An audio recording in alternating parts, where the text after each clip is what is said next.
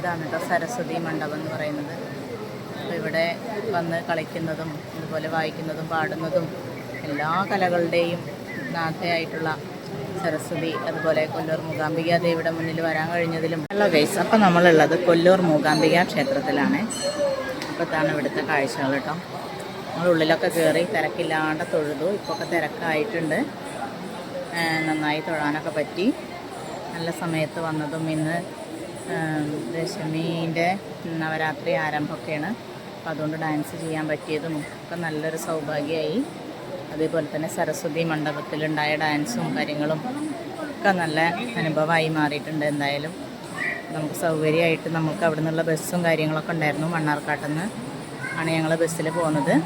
നേരെ കൊല്ലൂർ മൂകാംബിക ക്ഷേത്രത്തിൽ വന്നിട്ടാണ് നിന്നത്. അപ്പം അങ്ങനെ ആ ബസ്സിലാണ് നമ്മൾ പോന്നിട്ടുള്ളത്. സൗകര്യമായിട്ട് തൊഴുതു, എല്ലാം ഭംഗിയായി. അമ്മയുടെ അനുഗ്രഹം എപ്പോഴും ഞങ്ങളുടെ കൂടെ ഉണ്ടാവട്ടെ എന്ന് നന്നായി പ്രാർത്ഥിച്ചു. എല്ലാവരും പ്രാർത്ഥിക്കുകയും ചെയ്യണം. ഈ വീഡിയോ ഇഷ്ടപ്പെടുകയാണെങ്കിൽ ലൈക്ക് ചെയ്യുക, ഷെയർ ചെയ്യുക, കമൻറ്റ് ചെയ്യുക. Thank U.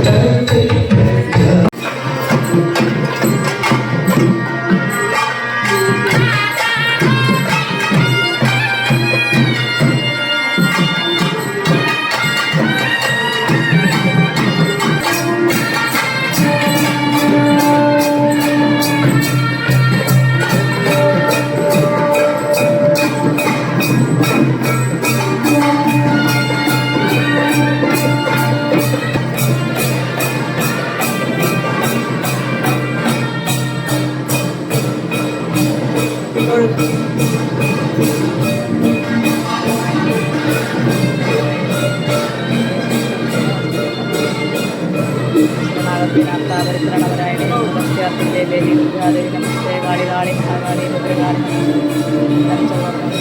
പാലയ പാലയ.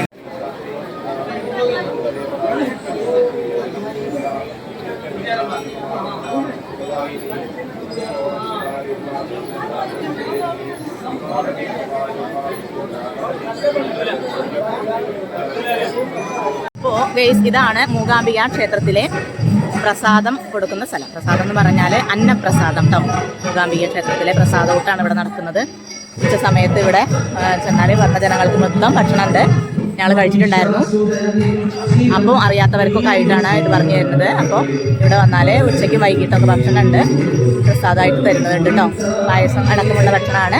അപ്പോൾ എല്ലാവരും ഇത് അറിയാത്തവരൊക്കെ കഴിച്ച് നോക്കിക്കോളുണ്ട് ഇവിടെ വന്നാൽ. ഓക്കെ.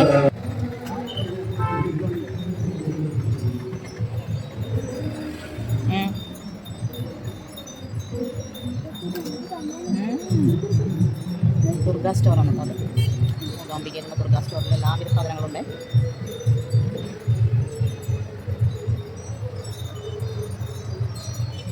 ഹലോ ഗൈസ്, അപ്പം നമ്മളിവിടെ എത്തിയിട്ടുള്ളത് സൗപർണികയിലാണ് കേട്ടോ. സൗപർണിക വീതികൾ പാടും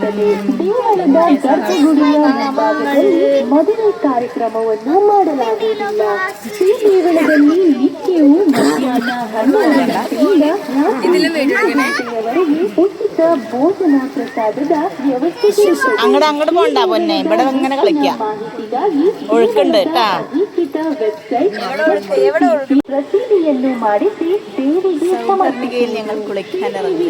ಹರಕೆ ರೂಪದಲ್ಲಿ ಬಂದ ಸೀರೆಗಳನ್ನು ಸೀರೆ ಕೌಂಟರ್ ವಾಟರ್ನಲ್ಲಿ ಪ್ರಸಾದದ ರೂಪದಲ್ಲಿ ನೀಡಲಾಗುತ್ತಿದೆ.